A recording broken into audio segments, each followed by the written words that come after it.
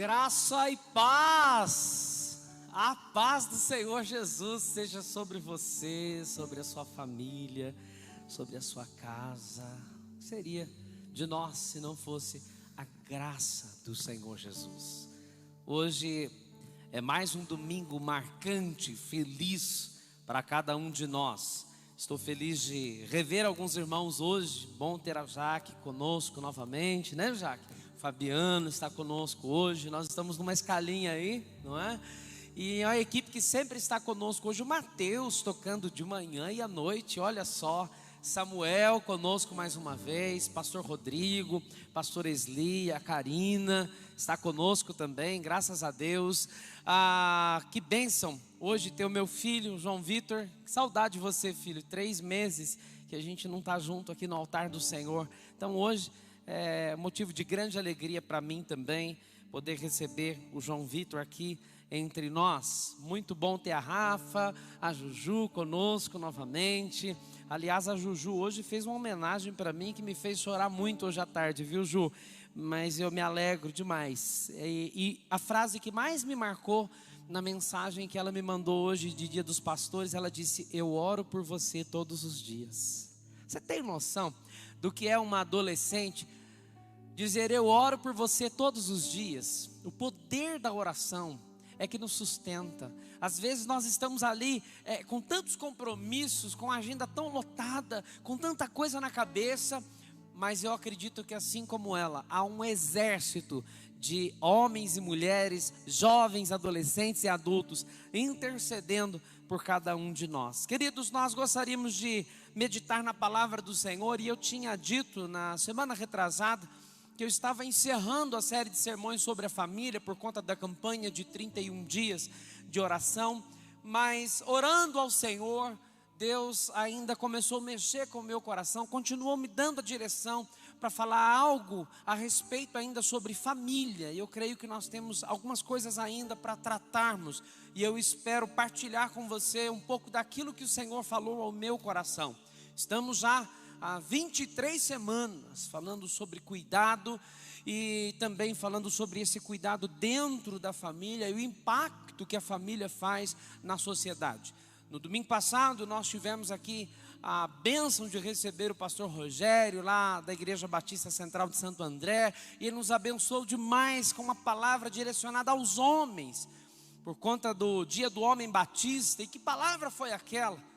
Abraão nos inspirou através da instrumentalidade do pastor Rogério na leitura da palavra de Deus. E eu saí daqui impactado. Eu não sei você, mas eu saí pensando sobre a vida de Abraão e quão distante eu estou de Abraão, mas quão interessado eu estou de me aproximar das qualidades daquele homem, um homem de fé, um homem de coragem, um homem de garra. E é nisso que eu quero me transformar, e eu espero que você também assim o queira. Não só os homens, mas mulheres, adolescentes, jovens, crianças, que todos nós tenhamos esta visão de nos tornarmos cidadãos dos céus aqui na terra. E hoje eu gostaria de considerar com vocês o tema: como fazer do nosso lar uma fonte de felicidade.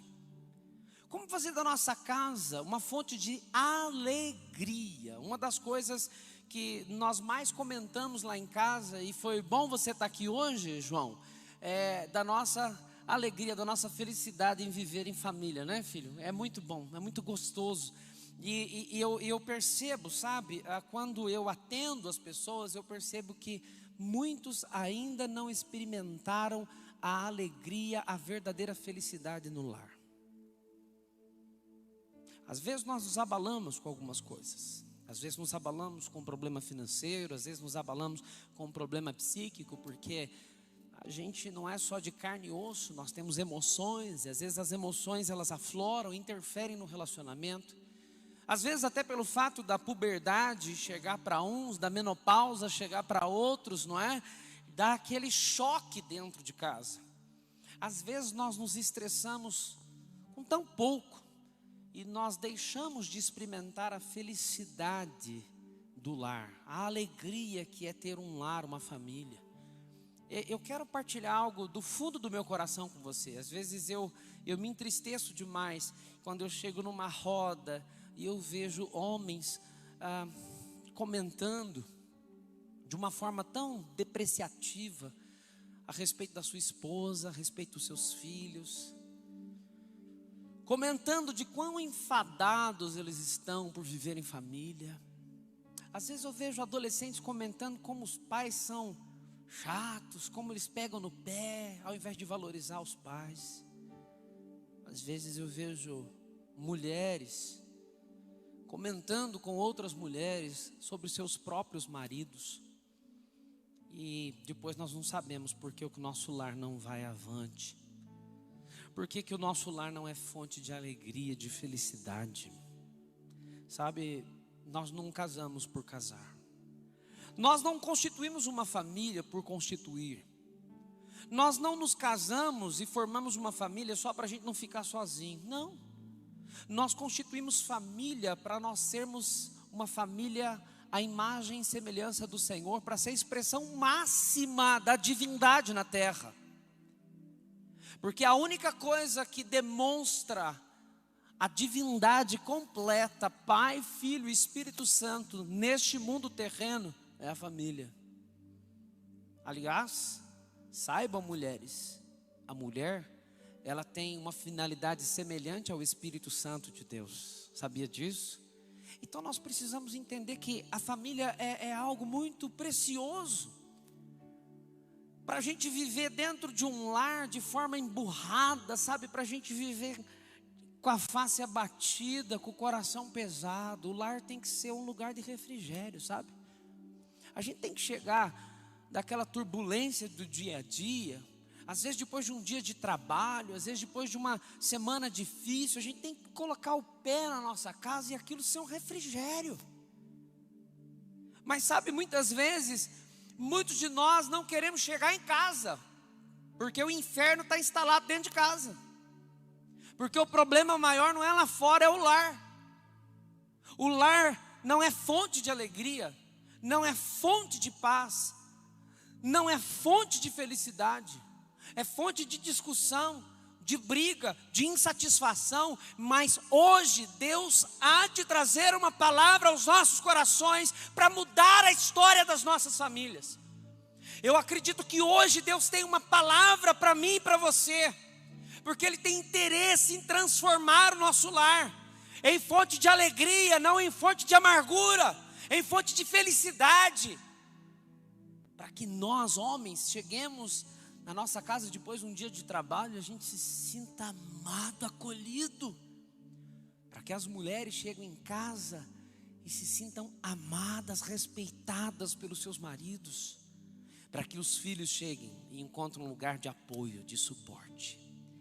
E Deus colocou um personagem, ou uma personagem no meu coração, que ficou falando a semana inteira no meu coração. E foi um sermão preparado ao longo de 6 dias, Deus trabalhando cada ensinamento desta jovem mulher chamada Ruth. Então, abra sua Bíblia em Ruth capítulo 1. Ruth capítulo 1. É um texto bem conhecido. Também é um livro pequeno, que se você puder, ainda hoje ou quem sabe essa semana, vale a pena você ler o livro. Numa sentada você lê o livro. Não precisa mais do que 30 minutos para ler o livro inteiro de Ruth.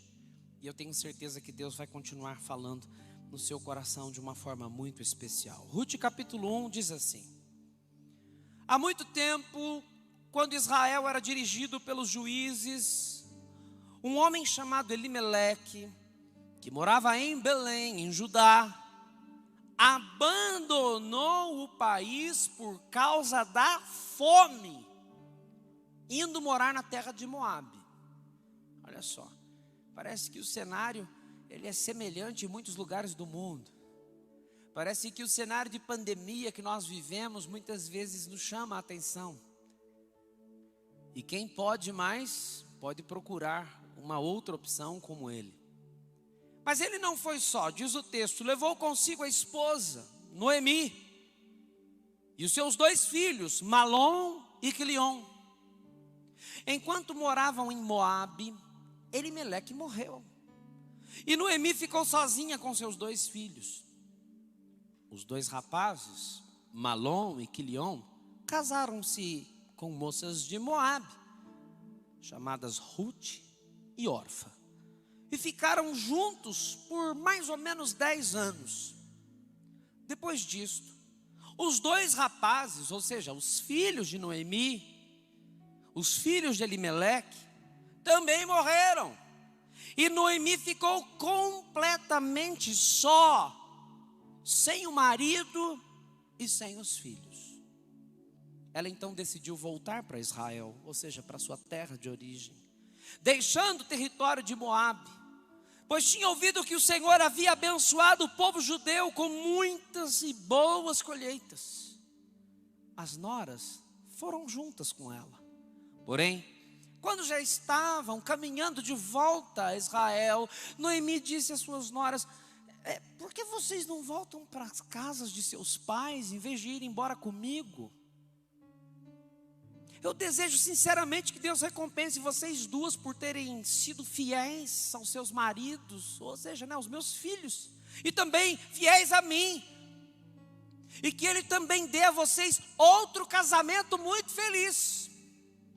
Interessante que nas Sagradas Escrituras tem algumas palavrinhas escondidas, que quando a gente lê em oração, o Espírito nos revela. Olha só: e também dê a vocês outro casamento muito feliz. Sabe o que isso significa? Que o casamento que elas tinham era um casamento feliz, e que infelizmente elas perderam o marido. Noemi beijou as suas noras, e as 3 começaram a chorar, cheias de tristeza no coração. Mas as 2 jovens disseram: não, nós queremos ir com a senhora, nós queremos viver junto com o seu povo. E Noemi respondeu: para vocês vale mais a pena voltar para o seu povo. Eu não tenho filhos mais novos que poderiam vir a ser seus maridos no futuro. Não, minhas filhas, volte para suas casas, pois eu já sou velha demais para ter marido. E mesmo se eu tivesse marido e tivesse esperando filhos, vocês iriam esperar até que eles nascessem? Não, é claro que não, minhas filhas. O meu coração dói, porque o Senhor me castigou de tal maneira que também feriu vocês. Choraram juntas, mais uma vez. E Orfa se decidiu se despedir da sogra com um beijo, voltando para a casa de sua família. Ruth, porém, insistiu em ficar junto com Noemi. Pense bem, disse Noemi a ela. Sua cunhada voltou ao seu povo e aos seus deuses. Você deveria fazer a mesma coisa. Mas Ruth respondeu: não insista para que eu a abandone, pois eu quero ir aonde a senhora for, e eu quero viver onde a senhora viver. Seu povo será o meu povo, e o seu Deus será o meu Deus. Eu quero morrer onde a senhora morrer. E aí desejo ser enterrada. Deus pode fazer o que Ele quiser comigo, se eu deixar que alguma coisa menor que a morte me separe da senhora. Quando Noemi viu que Ruth estava decidida e que não havia jeito de convencê-la a não ir para Israel, então ela deixou de insistir e partiu. Quando chegaram a Belém, toda a vila ficou agitada. Será que é Noemi mesmo? Perguntavam as mulheres umas às outras. Noemi, porém, lhes disse: não me chame de Noemi, chame-me Mara, porque Noemi significa agradável e Mara significa amarga, porque Deus, o Todo-Poderoso, me trouxe amargura. Eu parti cheia de alegria, ou seja, quando eu saí de Belém, eu saí daqui alegre, com meu marido, com meus filhos, cheia de expectativa, de sonhos, de planos para minha família. Mas o Senhor me trouxe de volta completamente vazia. por que então vocês me chamam Noemi quando Deus me virou as costas e causou tanta desgraça? Senhor, meu Deus, o Senhor quer tratar conosco algo nessa noite. Eu sinto o teu Espírito aqui. Eu sinto o teu Espírito se movendo dentro de mim. Eu sinto o teu Espírito passeando aqui neste local, ó Pai, que agora se transforma em casa de oração, onde nós estamos reunidos aqui para transmitirmos este culto de adoração ao teu nome, ao alcance da igreja reunida nas casas, em família. Que o teu Espírito possa passear em cada casa e permear em cada vida, em cada membro de cada família. E que o teu Espírito revele a tua vontade para nós, para a nossa família, iluminando-nos através da tua palavra. O Senhor nos ama. E o Senhor ama cada membro da nossa família. Por isso nós sabemos que o Senhor há de falar conosco. Que Ruth possa nos ensinar com seus exemplos. Em nome de Jesus. Amém. Sabe, querido, se nós parássemos por aqui, no capítulo 1 de Ruth, seria apenas mais uma história de tragédia, de dores, mais uma família com problemas. E nós sabemos que existem agora nesse momento muitas famílias passando por lutas. Tem gente desempregada, tem gente com fome, tem gente com problema, tem lares sendo destruídos nesse momento, tem famílias agora que estão vivendo o luto porque perderam um ente querido, ainda mais nesse tempo de pandemia, por conta do Covid-19. Tem gente a rodo diariamente, mais de 1.000 pessoas só no Brasil por dia, perdendo seus entes queridos. Vidas sendo ceifadas. E a pergunta que vem ao nosso coração: será que era o tempo? Será que isso que está acontecendo é uma mão, é uma punição de Deus? Perguntas ficam na nossa mente: será que eu merecia passar por isso? Eu tenho certeza que talvez até alguns que estão nos assistindo agora estão com a geladeira vazia, com a última comida na despensa. E se esse é o seu caso, entre em contato com a igreja, porque nós queremos te abençoar. E se nós parássemos a leitura por aqui, seria só mais um caso de frustração, de tristeza, de problema, de tragédia. Mas quando nós lemos o livro todo de Ruth, sabe o que nós encontramos? Quando a gente vai lendo capítulo 2, capítulo 3 e capítulo 4, nós vamos desvendando e descobrindo uma história de reconstrução de uma família. Uma constituição de um novo casamento, e um casamento honroso, um casamento segundo o coração de Deus. Famílias sendo reerguidas, surgindo da cinza, sendo restaurada. Mais do que isso, quando nós lemos o livro de Ruth, sabe o que nós encontramos? O protótipo do casamento de Jesus com a igreja. Porque Boaz representa Israel, de onde Jesus viria e veio. E Ruth representa a nação gentílica, pelo qual o Senhor Jesus morreu. Então essa história, ela não narra apenas um casamento feliz, mas ela é protótipo, ela aponta o casamento de Jesus com a sua igreja. Que igreja? Que povo?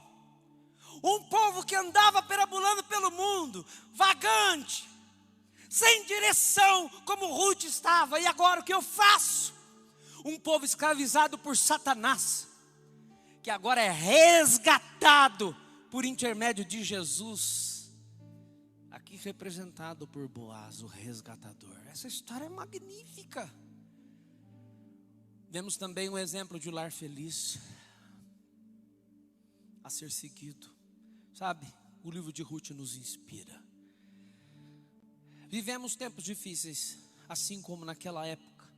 Assim como havia fome em Belém hoje, muitas famílias estão passando por fome no nosso país e no mundo inteiro. Mas muito mais do que isso, vivemos uma crise no lar. Eu acho que nunca tivemos uma crise no lar como estamos vivendo hoje. E eu acredito que esse isolamento social tem aumentado essa tragédia. Sabe por quê? Porque as famílias, elas saíam cedo para trabalhar e para estudar. E eu quero abrir meu coração hoje aqui, eu estou com vontade de chorar. Minha vontade é chorar. Porque nós temos sido capazes de depreciar a nossa própria família. Eu tenho ouvido, eu não aguento mais a minha mulher. Eu não aguento mais o meu marido em casa.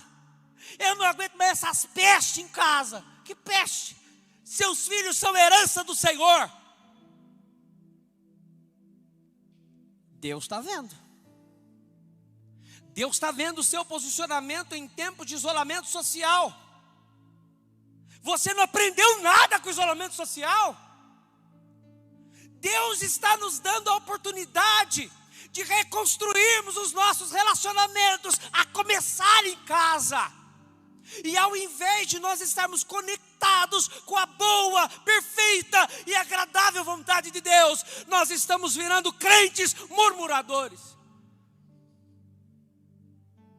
E piadinhas e mais piadinhas surgem nas redes sociais. Parabéns às professoras, elas são heroínas, mas o dever de educar teu filho é teu. Não abra mão. Aqui, quando não tinha um conto Geração Futuro, parecia que o mundo ia acabar. E agora? Cadê o futuro da geração na sua casa? Você está ensinando a Bíblia para o seu filho em casa? Porque não tem geração futuro mais. Onde é que está? Está lendo a palavra? Está orando com seus filhos? Ou está botando seus filhos para assistir alguma coisa, para se distrair? Enquanto você, quando dá, assiste o culto. Sabe, irmãos, nós precisamos rever isso. Nós precisamos chamar para perto, principalmente os homens, que são sacerdotes do lar, chamar para perto a nossa esposa, os nossos filhos, olhar para eles e dizer: filhos, vocês são especiais para mim. E vou aproveitar que eu estou com o meu aqui. Isso é especial para mim, filho. Na presença do João, uma das coisas que mais me alegra, todo dia, a hora que eu vou dar boa noite para ele, ele está lendo a Bíblia. E na maioria das vezes está fazendo um devocional, ele com a Ju. Parabéns ao Ministério Teen dessa igreja. Porque o Ministério Teen dessa igreja tem incentivado os adolescentes a lerem a palavra. Sabe? Os líderes do Ministério Teen têm feito o papel de pai e mãe, que muitas vezes é vergonhoso. Então hoje Deus nos chama a atenção. Mas Ele também nos traz à memória uma história de reconstrução e restauração. Através de Ruth, nós aprendemos que as tragédias que atingem o nosso lar, elas não têm a palavra final. Não é o ponto final. A tragédia financeira, o problema que nós estamos vivendo, o problema de relacionamento, não é o fim. Se você se posicionar, pode ser o início de uma mudança. E pode começar hoje, neste domingo, do dia 14 de junho. O livro começa falando de fome em Belém. O livro fala de uma família que era abastada, uma família rica, que tem que deixar tudo para ir para outro país, porque o dinheiro não era capaz de comprar a comida, porque não havia comida em Belém, não havia comida na casa do pão. Então, Elimeleque, Noemi, Malom, Quilion, decide tentar a sorte, lá em outra terra. E aí vem uma outra palavra para você, presta atenção. Outra coisa que tem me chateado são brasileiros reclamando do Brasil. Sabe, você pode ter uma oportunidade de ir para outro país e Deus te mandar para um outro país, mas você não tem direito de escrachar o lugar que você mora. Sabe o que aconteceu com Elimeleque? Ele vira as costas para Belém, como que se Belém não servisse mais para ele. Como nós fazemos com o Brasil? Eu vou para os Estados Unidos. Eu vou para a Espanha, eu vou tentar a vida em outro lugar. Amém, se Deus abrir uma porta para você de trabalho, vai. Se Deus abrir uma porta para você estudar, vai. Mas não vá tentar a sorte. Porque o lugar onde nós vivemos não determina um lar feliz. Nós podemos viver em qualquer lugar e sermos felizes, ou viver em qualquer lugar e sermos completamente infelizes. Olha o que acontece com Elimeleque. Ele vai na intenção de abençoar a sua família, ele vai na intenção de, olha, eu tenho dinheiro, eu tenho condições, eu vou para um outro país. E quando ele chega lá, a família se acaba, o dinheiro se acaba, tudo se acaba. E aonde que Noemi encontra refúgio? Lá em Belém. Belém que foi outrora abandonada. Uma família que virou as costas para Belém. Agora Belém a abraça de volta.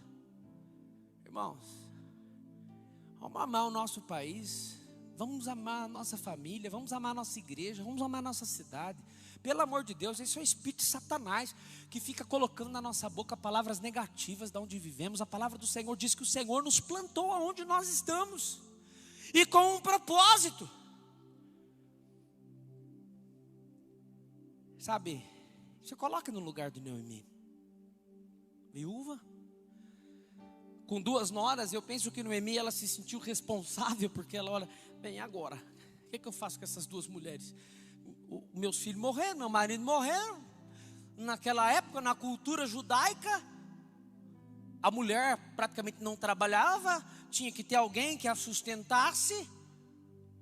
Eu creio que Noemi já estava num momento difícil da vida dela, no luto já, de 10 anos, e agora ela se vê no luto novamente, e talvez na obrigação de cuidar daquelas 2 noras. Então, tanto que ela fala, não, volta para a casa dos seus pais. Quer dizer, o que vocês querem comigo? Desamparada, fora do seu país, sem seus bens. Então ela decide voltar para casa. Aqui começa uma história de amor entre sogra e nora. Está vendo? É possível ter uma história de amor entre sogra e nora. Está aí meu conselho para você à luz da palavra, não é? E Deus então prepara um casamento para Ruth. Boaz, um homem temente a Deus, um homem rico. E o que elas precisavam com um grau parentesco para poder resgatar o nome da família, começa a dar um novo sentido.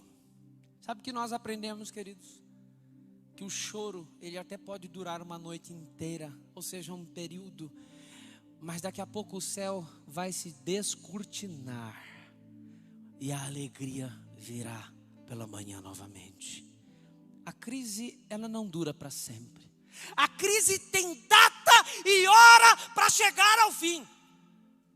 E na grande maioria das vezes é determinante a nossa posição diante da crise, porque Deus, quando Ele olha para nós e enxerga em nós uma família que o honra, independente do que esteja passando, então Deus abre as janelas dos céus. Ei, Ele é dono de todas as coisas. E se Ele quiser, Ele pode te abençoar hoje. Se Ele quiser, Ele pode mudar a sua história hoje.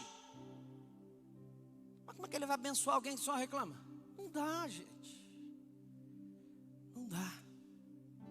Lembre-se, depois da tempestade vem a calmaria. Depois da dor vem aquele bálsamo gostoso. Ontem eu passei a faca no dedo, aquilo doeu. Eu já fiquei pensando como que eu iria tocar hoje, né? E aí fiz um curativo, foi como um bálsamo. Às vezes a gente antecipa o problema, antecipa a dor. Foca, ai meu dedo, não sobrou 9 dedos ainda para tocar, fica tranquilo. Depois da tristeza vem a alegria, depois das perdas, a reconstrução. Pega essa palavra para o teu coração. Depois de anos de tristeza, então uma porta se abre para Ruth e Noemi. E sabe o que acontece? Deus não prepara apenas um marido para Ruth, mas Ele prepara um remidor, um resgatador para ambas. Deus não deu apenas um lar para Ruth, mas um lar perfeito, feliz. Deus não fez apenas de Ruth uma mulher rica, mas Ele fez Ruth bisavó do grande rei Davi. E consequentemente ancestral de Jesus. Você tem ideia?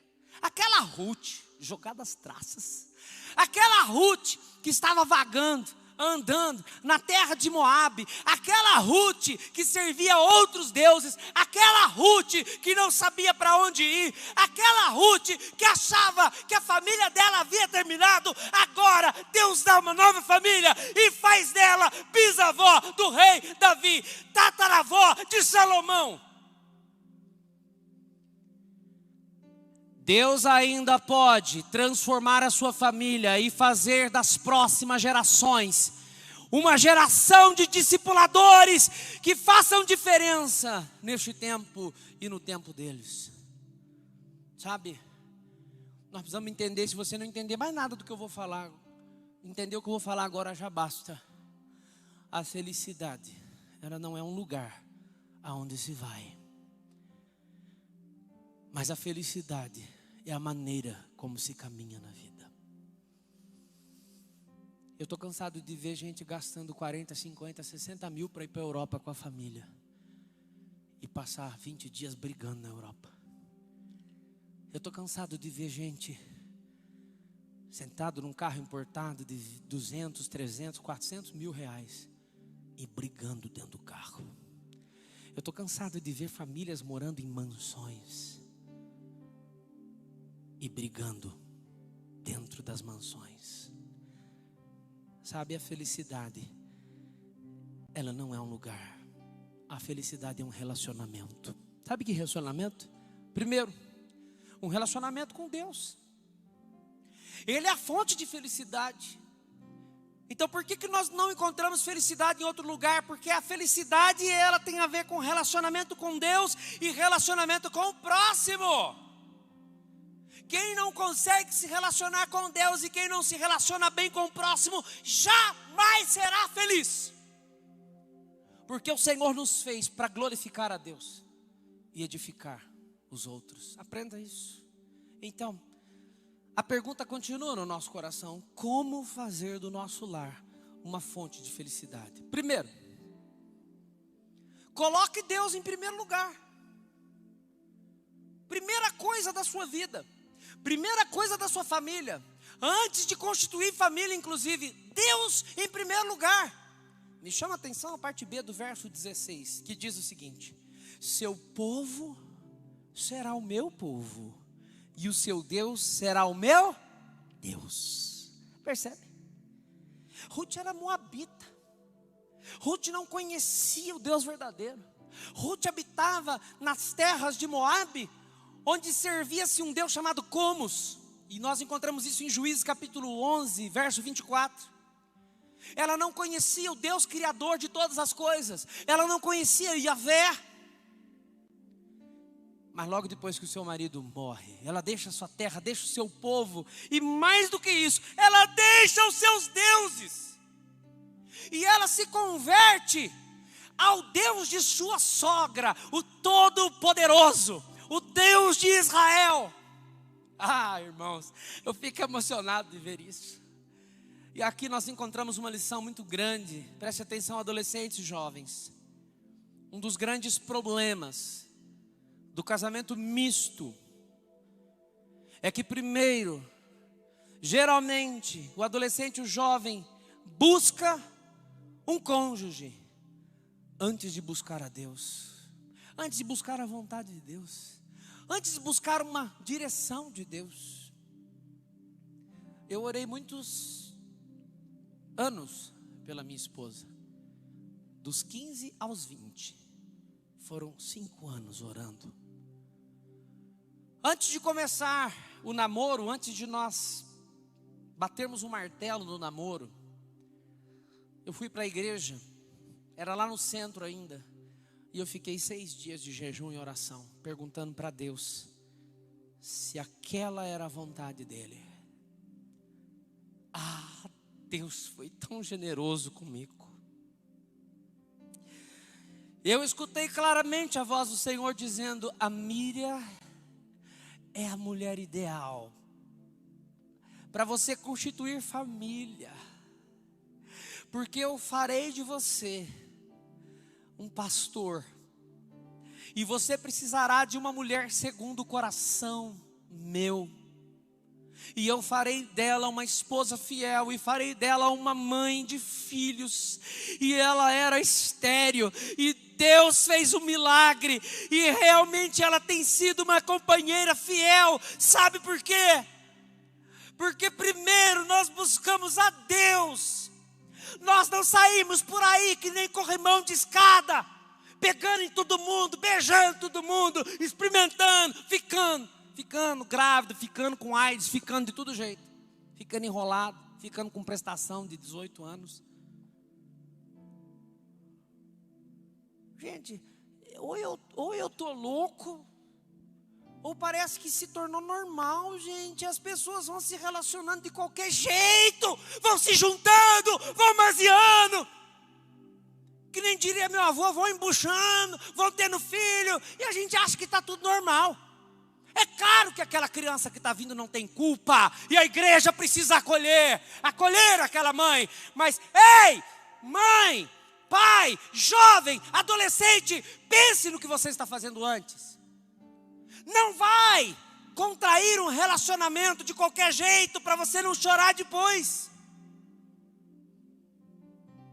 Depois haja pastor para dar jeito, haja oração para dar jeito. E acha que é bonito. Ai, bilu-bilu, que bilu-bilu, você devia se ajoelhar e pedir perdão a Deus. Você está denegrindo o evangelho, ferindo Cristo, manchando a noiva. E se homem ficasse grávido, nós veríamos muitos homens grávidos por aí. E nós tratamos como se fosse normal. Buscar a Deus, minha gente. Vai buscar a Deus.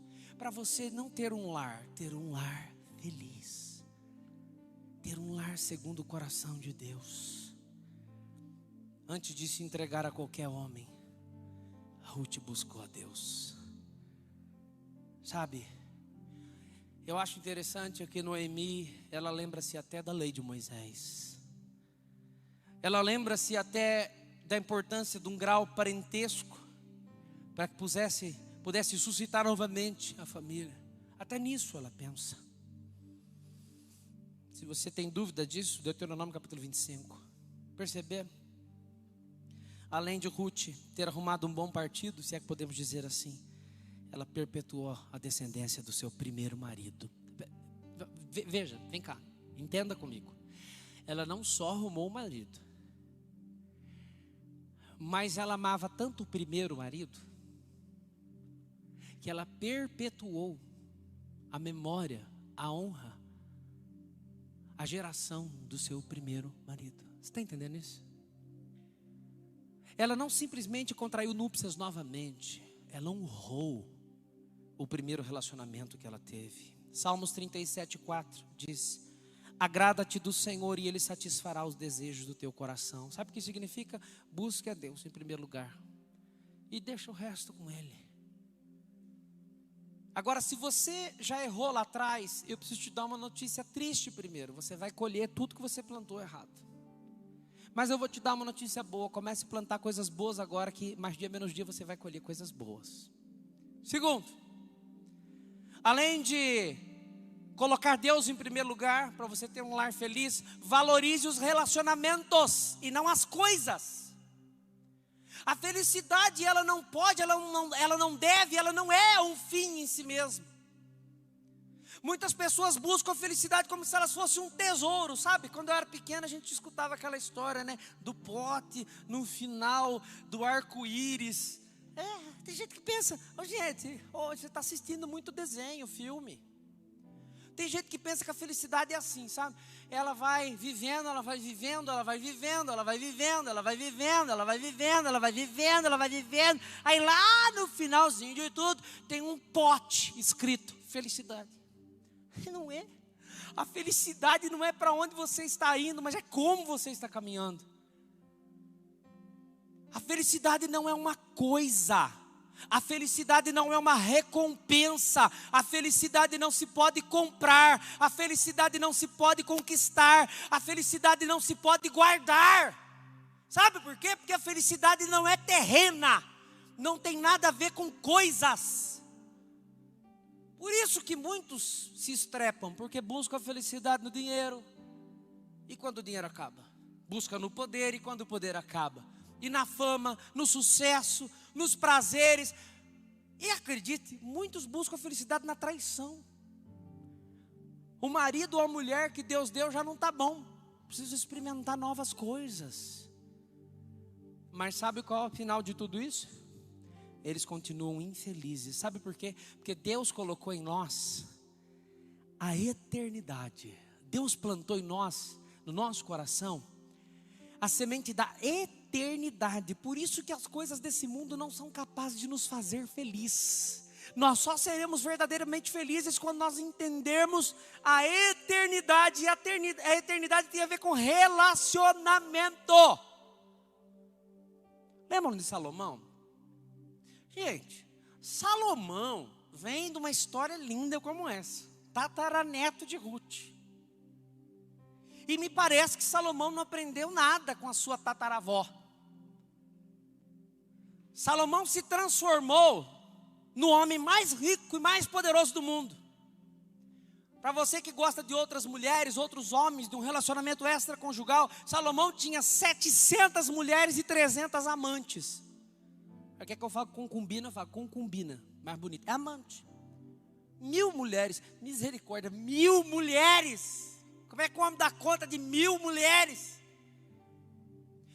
Diz o livro de Eclesiastes que ele comeu, que ele bebeu, que ele experimentou tudo que havia na terra. Mais do que isso, ele construiu casas, mansões, jardins suspensos. Foi um dos maiores construtores que o mundo antigo conheceu. Ele tinha tudo do bom e do melhor. Pomares, parques. E sabe o que acontece com Salomão? Quando ele vai terminando o Eclesiastes, ele diz o seguinte: tudo isso foi uma tolice, uma vaidade. Eu achei que a felicidade poderia se comprar. Eu achei que a felicidade estava em experimentar outras mulheres. Eu achei que a felicidade estava em ter as coisas. Eu achei que a felicidade estava no dinheiro. Eu achei que a felicidade estava em realizações. Mas não. Não. Entenda uma coisa, que as pessoas mais felizes são aquelas as quais as felicidades ou as quais as famílias são construídas em torno da felicidade. A família é o ciclo, é o ápice, é a fonte da felicidade, porque a família que serve a Deus é a expressão máxima do divino. Está entendendo? O dinheiro não pode comprar o amor, gente.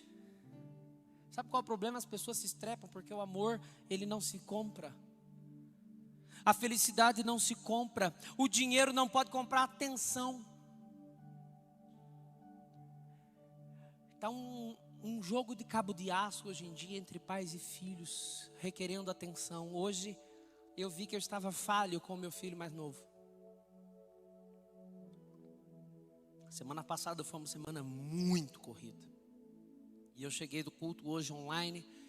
Em casa eram umas 11 horas. Eu olhei para o Mateus. E ele falou assim: eu quero ir na igreja, papai. Quero ir na igreja. Eu fiquei pensando, será que ele quer ir na igreja? Ou será que ele ouve falar tanto que eu estou na igreja que ele quer o pai?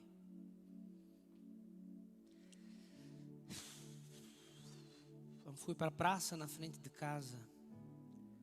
Eu subi a árvore com ele, eu brinquei com ele. Foi tão gostoso. Não se compra atenção. O Mateus tem hora que ele faz assim, a gente está com o celular. Eu não estou falando que isso é bonito não, tá? Estou falando para você ver como que a gente tem que reconhecer e mudar. Às vezes a gente está com o celular assim, ele faz assim, ó. Ele entra na frente do celular, tipo assim, eu queria ser um celular. Porque você dá mais atenção para o celular. Porque no tempo de pandemia, gente, a gente de home office, eu não sei vocês, mas tá uma loucura para mim. Não sei, acho que para vocês também tá. A gente não sabe se a gente trabalha, se a gente abraça, se a gente não tem hora para nada. Tá tudo bagunçado.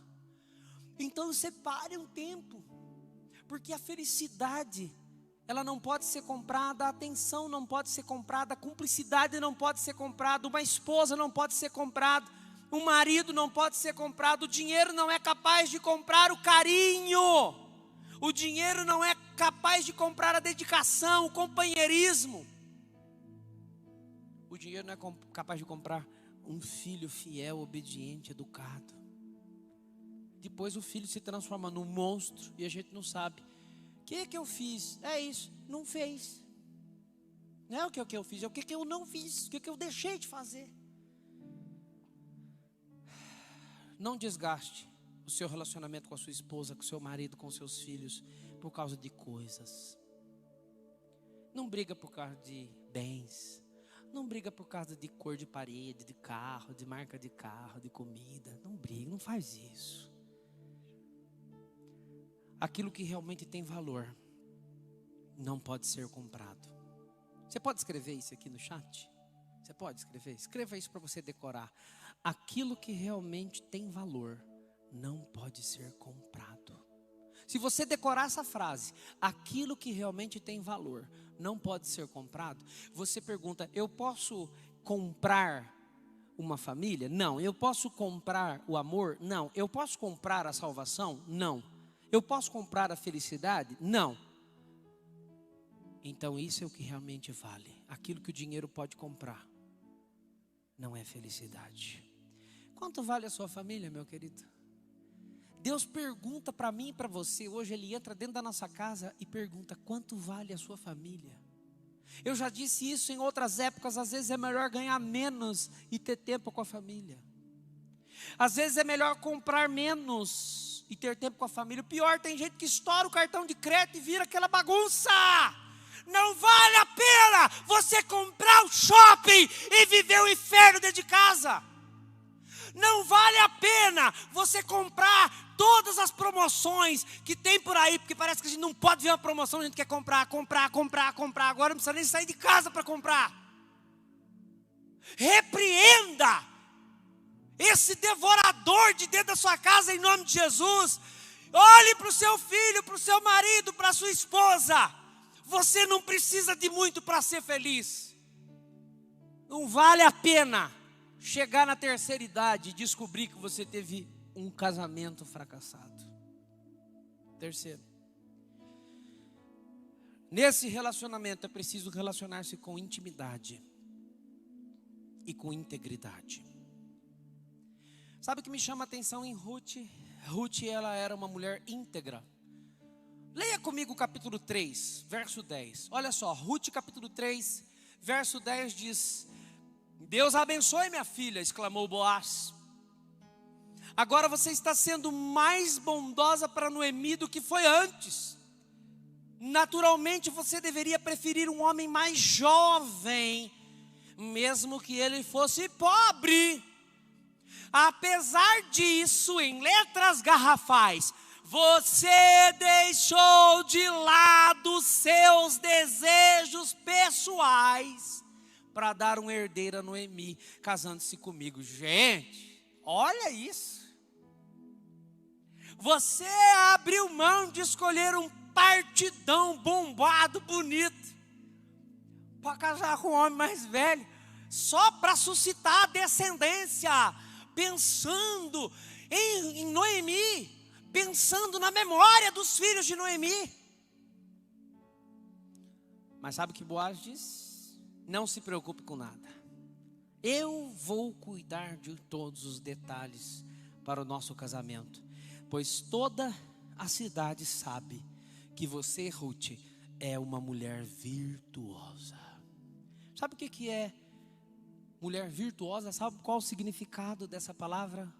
Mulher virtuosa é uma mulher correta, honrada, digna, honesta, íntegra.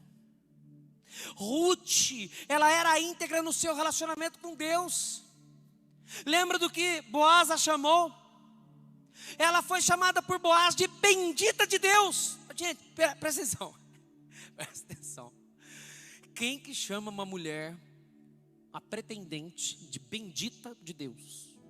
Imagina só a Júlia está ali atrás das câmeras. Imagina, Júlia.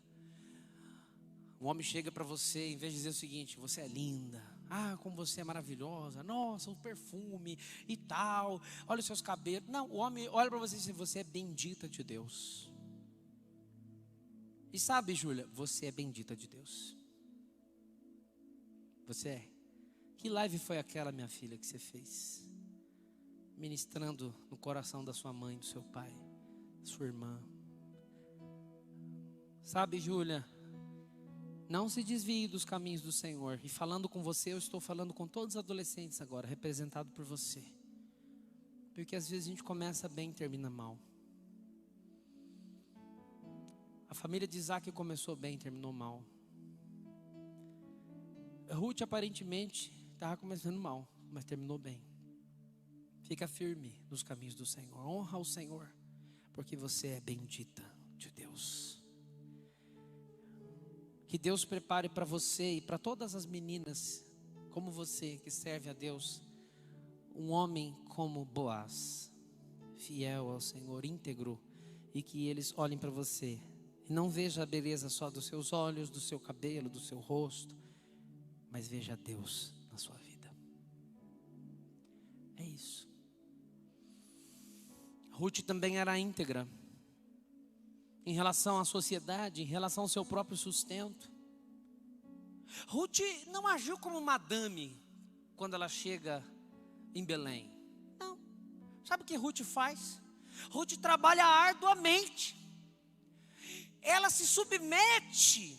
Ela não fica esperando de Boaz, ela não fica esperando de outras pessoas, ela não fica esperando da sogra, ela não fala: tá vendo, agora você que me sustente. Não, ela sai atrás dos empregados de Boaz, colhendo o resto da cevada.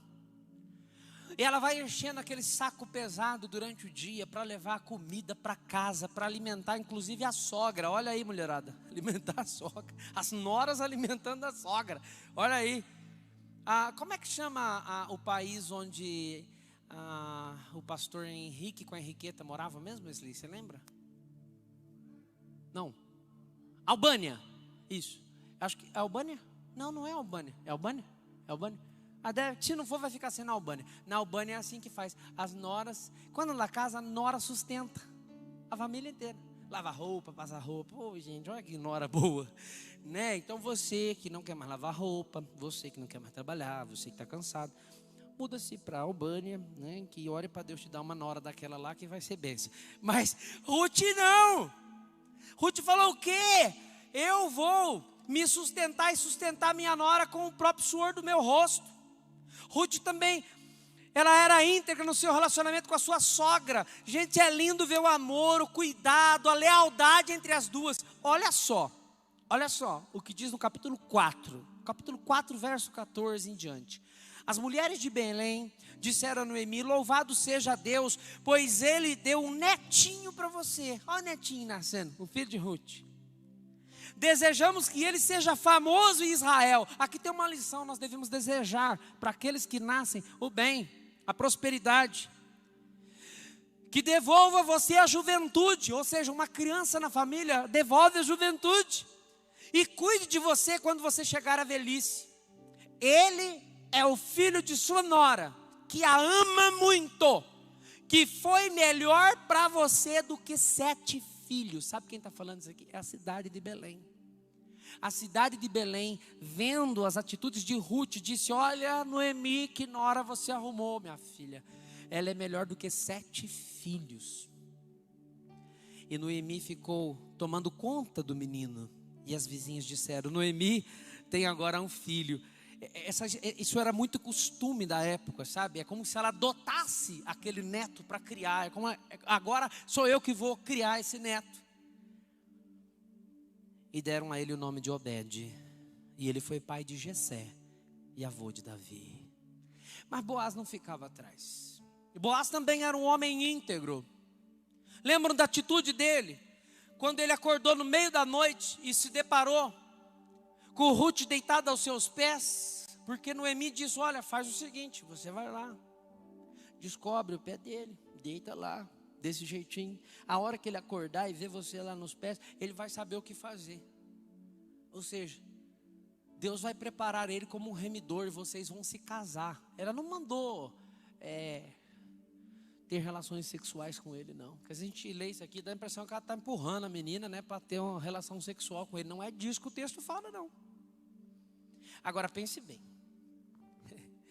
Boaz, que já tinha passado da idade, acorda com uma mulher, que o texto fala, bonita, jovem, bem vestida, porque Noemi fala para ela pôr a melhor roupa que ela tinha, e cheirosa, porque fala para ela passar um bom perfume. E, gente, vamos respeitar aí, vamos mandar perfumadinho, bonito, cheiroso. Tem uma das coisas que faz a gente feliz também, né? Vamos cuidar. Agora, se você acordasse com uma mulher ou com um bonitão no pé da sua cama, todo cheiroso, todo cheirosa, o que você faria? Aqui mostra a integridade de Boaz. Ele poderia ter abusado de Ruth, mas ele não abusa. Ele a trata com respeito. Porque o maior desafio da integridade é quando ninguém está te vendo. Mas saiba, o segredo mais secreto aqui na terra é um escândalo aberto nos céus. A gente acha que nós estamos passando impunes aqui. A gente acha que nós estaremos com os nossos segredos bem guardados. Nada fica encoberto aos olhos do Senhor. E sabe, um dia nós vamos ser desmascarados, se não aqui no céu. Então vale a pena ser íntegro quando todo mundo está vendo, e vale a pena ser íntegro quando ninguém está vendo. Agora, além de íntegro, Boaz e Ruth também eram generosos. Os dois eram generosos. E eu encontro pelo menos 2 episódios que me chamam a atenção. Um está no capítulo 2, verso 15, que diz: Boaz ordenou aos seus empregados que deixasse Ruth colher à vontade, sem incomodá-la, e que deixasse cair algumas espigas de cevada para Ruth colher, sem fazer comentário. Quer dizer, deixa a mulher pegar, vai derrubando. Você vai andando assim, deixa cair. Faz de conta que escapou do saco lá, deixa cair. E não faz comentário.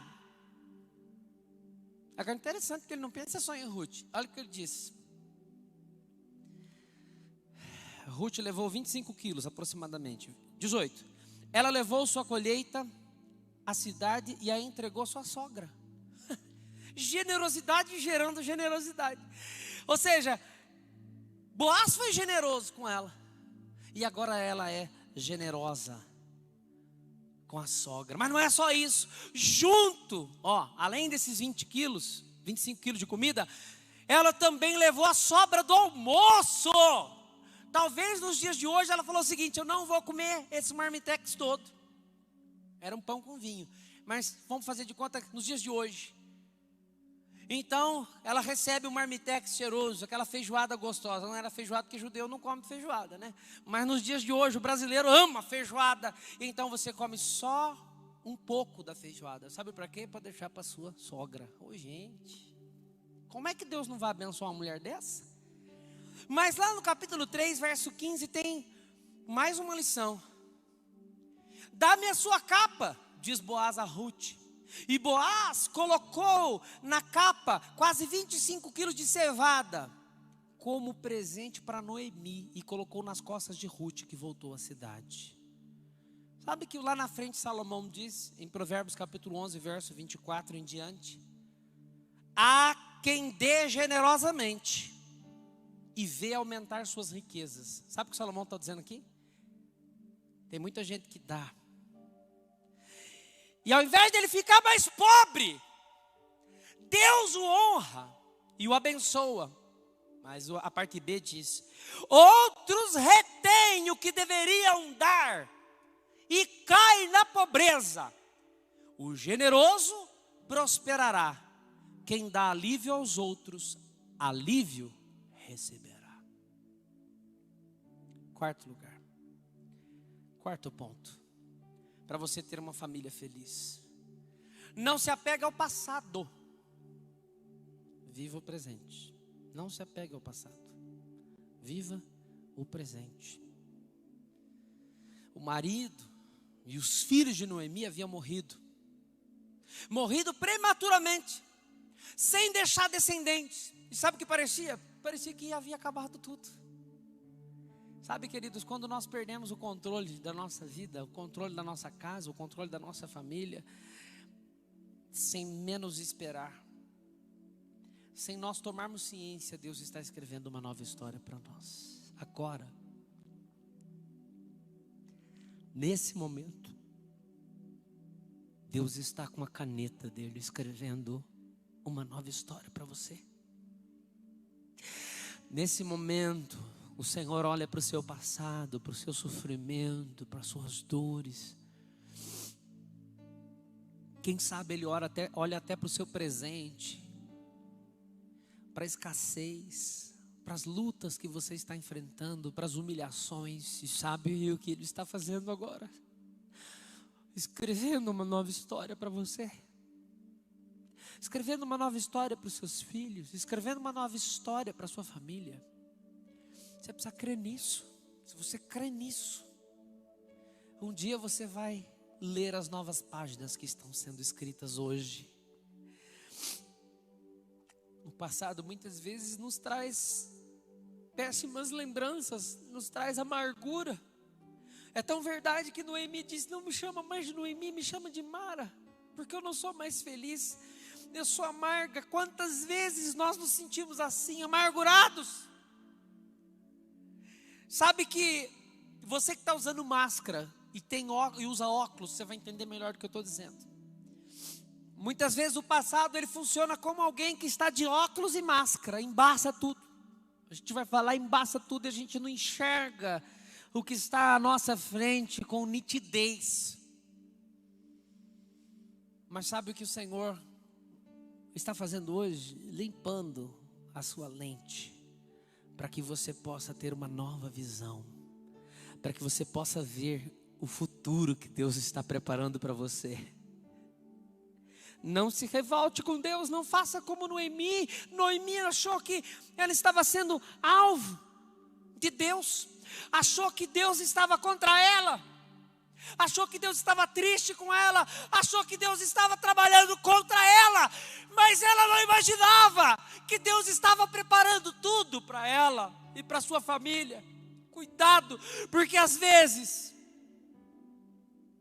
nos revoltamos com a única pessoa que pode mudar nossa história, e o nome dele é Jesus de Nazaré. Ele pode mudar a nossa história. Não se revolte com ele, junte-se a ele e diga para ele: Senhor, eu me submeto à tua vontade. A crise não dura para sempre, e a crise deve ficar lá no passado, e você deve tomar um novo rumo. E eu quero encerrar enquanto a celebração vem à frente. A última lição para nós termos um casamento feliz, uma família feliz, uma família alegre. A última lição para que a nossa família seja uma fonte de felicidade, ou seja, a fonte não é só para mim, é derramando sobre outros. Seja humilde, cerque-se de bons conselheiros. Está aí a última lição que Ruth nos dá: seja humilde, cerque-se de bons conselheiros. Sabe por que Ruth foi bem sucedida? Porque ela seguiu os conselhos de Noemi. Que conselhos eram esses? Conselhos pautados na lei de Moisés. Olha o capítulo 3, verso 1.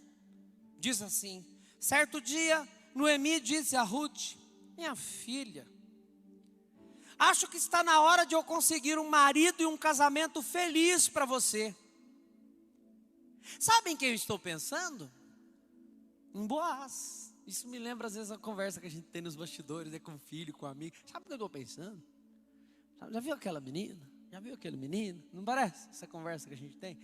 Mas nunca a gente imagina que uma sogra, vai dar esse tipo de conselho para a nora. Olha, sabe o que eu estou pensando? Pensei em Boaz.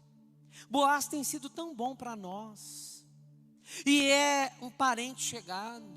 Fiquei sabendo que hoje à noite ele estará peneirando a cevada no terreiro. Agora olha o 3. Faça o que eu vou lhe dizer. Primeiro, tome banho. Tem gente que quer arrumar namorada e ainda não toma nem banho. Aí fica difícil, né, gente? Tome banho, aí deu ruim. Então toma banho, gente. Fique em casa na pandemia com aquele pijama furado, fedendo sovaco. Por favor, me ajuda. Toma banho. Tá aí. Esse não é o segredo. Gostei da interpretação. Como é que faz mesmo? Não fique lá em casa com o sovaco fedendo. Interessante. Gostei da interpretação, viu, Rafaela? Toma banho, gente, porque esse não é o segredo só de conseguir um bom partido. É um segredo não acabar com seu casamento também. Outra coisa ela diz: perfume-se. Quer dizer, toma banho, passa um perfuminho bem cheiroso e vista a sua melhor roupa. Depois vai até o terreiro, mas não deixe que Boaz a veja antes de terminar a refeição. Preste atenção ao lugar em que ele vai se deitar. Aproxime-se. Descubra os pés de Boaz e deite-se. Ele lhe dirá o que precisa acontecer antes do casamento. Ruth respondeu: está bem. Olha só, vou fazer tudo o que a senhora me disser. Queridos, nós precisamos de pessoas mais experientes que nos cercam. A gente precisa baixar nossa bola, sabe? Precisa deixar a arrogância de lado, a autossuficiência. Eu vou abrir todo domingo eu abro aqui um segredo, né? Hoje eu vou abrir outro. Eu vou abrir um segredo que aconteceu esses dias agora. Uns dias atrás. Sabe que nós temos uma equipe aqui, faz arte, o Rafael, que cuida de toda essa área, junto com a Thaís. Tem um pessoal que aprova as artes, que dá as ideias e tal. E tudo isso que você vê aí, tem uma equipe trabalhando. Mas eles, antes de lançar, eles sempre mandam para mim, porque sabe que eu sou enjoado, sabe que eu sou chato. Aí eles mandam para mim, né? Pastor, o que o senhor achou da arte? Aí eu, como eu sou uma pessoa muito carinhosa, eu disse assim: eu não gostei. Eu achei que ficou feio. Aí a pessoa, em vez de... A Thaís... Oi, Thaís.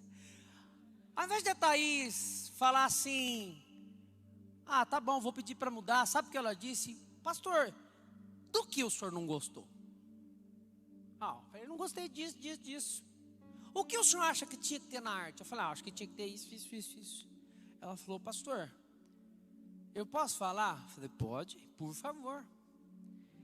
Essa arte que o senhor quer é brega. O senhor está ultrapassado.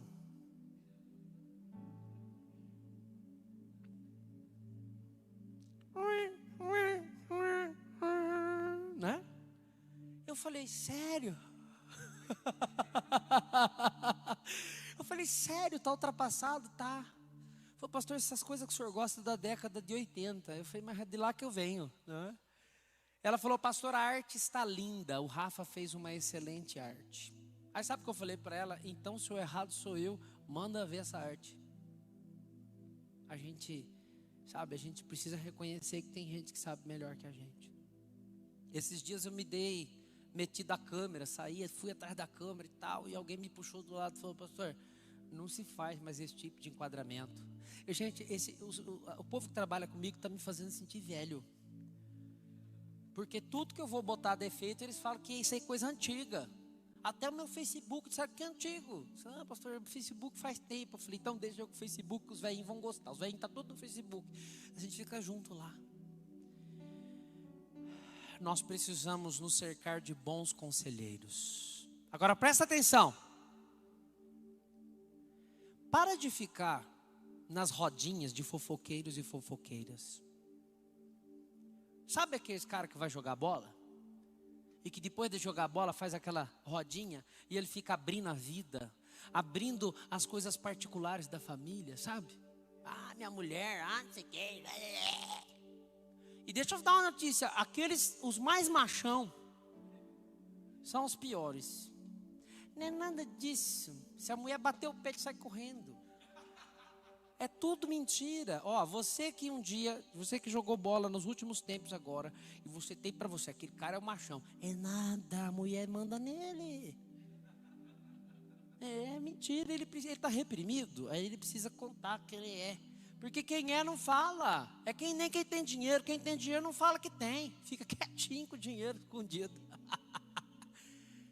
E as mulheres, gente? Mulher também faz rodinha. E pior, faz rodinha na manicure. Faz rodinha na cabeleireira. Deixa eu falar uma coisa. A sua cabeleireira, a sua manicure não aguenta mais a sua reclamação, a sua fofoca. Deixa ela trabalhar, gente. O ouvido dela não é lixo, para não falar outra coisa. Sem rodinha. Vamos ter amigos e conselheiros de verdade. Pessoas que podem nos dar um sentido, pessoas que podem nos mentorear. E eu encerro dizendo o seguinte: se você é um casal novo, qual é o casal que está mentoreando você? Segunda pergunta: se você já tem um casamento feliz e duradouro, quais são os casais que você está mentoreando? Porque se você não está sendo mentoreado, e se você não está mentoreando, você no mínimo está longe dos princípios da palavra de Deus. Conclusão.